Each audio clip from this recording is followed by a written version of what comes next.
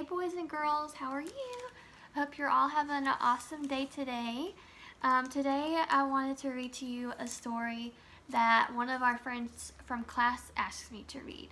She wanted us to read this story by David Shannon called David Goes to School. So I happen to have that book and we're going to listen to this story today. So we've listened to a story by David Shannon before called No David. And this one is called David Goes to School.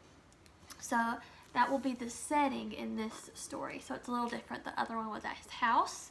But we already know a lot about this character with how he acts. So if you think about, you can even tell in the picture and think about what kind of character is he.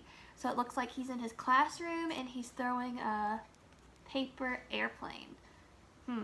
That is not something good to do at school, is it? So we know David must be a rule breaker, a troublemaker, and maybe he's kind of naughty. So in the story, we might see David do some things that are naughty, but lots of times authors like to write stories and show how their characters change. So we're going to look for any ways that David might change in this story. If you look on the back,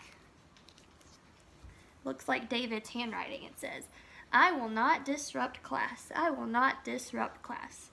So yeah, he's definitely maybe a class clown. Maybe he likes to act up in class.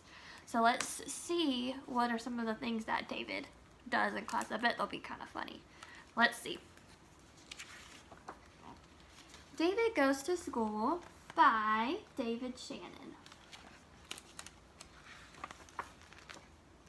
David's teacher always said, "No, David, no yelling, no pushing, no running in the halls." There's David there. This looks like a drawing that David might have done here, and maybe he's writing a story. That's pretty cool. "David, you're tardy." So he's coming into class late. That's what tardy means. "Sit down, David." He's in the front of the classroom making faces. Yeah, he's definitely a class clown trying to act up and make everybody laugh in class. "Don't chew gum in class." Ew. "David, raise your hand." Oh, I see his mouth is open right here, and his friend is looking at him with her hand up. Maybe he's blurting out on this page. "Keep your hands to yourself." Oh, that's a big mess.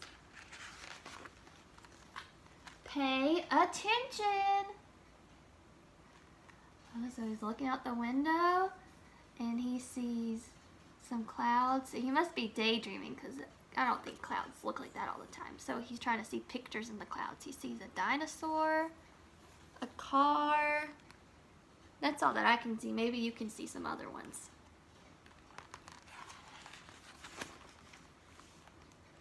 "Wait your turn, David." So there he is, headed into the cafeteria.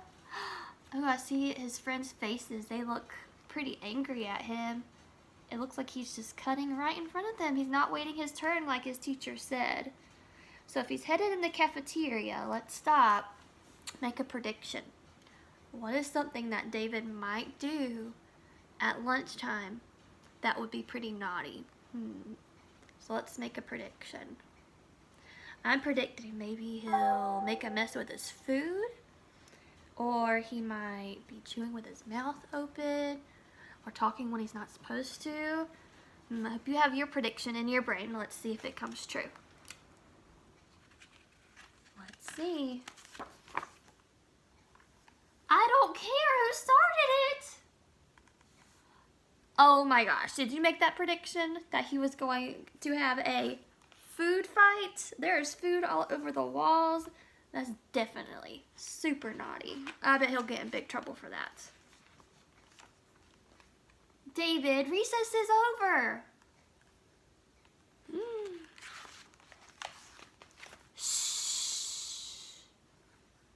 There he is looks like he's playing the drums in the middle of class while his friends are trying to read. That is pretty rude. Again? Oh my goodness. So far, he's definitely doing things that are naughty. That's it, mister. You're staying after school. Oh, he drew all over his desk. So let's stop and think. How do you think David feels on this page? So before, he seemed to enjoy being naughty, but now it seems like he's starting to change, like we talked about, how authors make their characters change.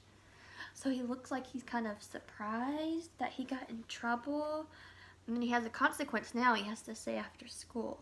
So I think he's feeling pretty surprised. Maybe he's nervous about having to stay after school. Have you guys ever felt like that before? Kind of like you got in trouble and you were kind of sad about it? So I think that's how David's feeling. I've felt like that before. David, have you finished?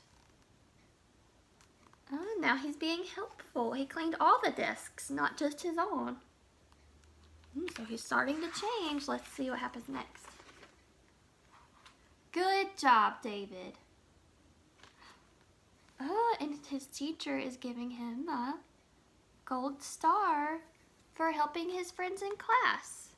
So I think his teacher changed because she kept being upset with him, but now, since David changed, now she's being proud of him and kind to him by giving him a star because he was so helpful. I think that David changed too. How do you think he changed? So I think he feels proud of himself that he did the right thing and he got a gold star. And I think that he is probably going to make good choices from now on. What about you? Maybe he'll still be naughty sometimes, but hopefully he learned his lesson and knows to do the right thing now, right? And that is the end. It says, yes, David, you can go home now. And he finally gets to leave school. Hopefully he makes good choices at home too.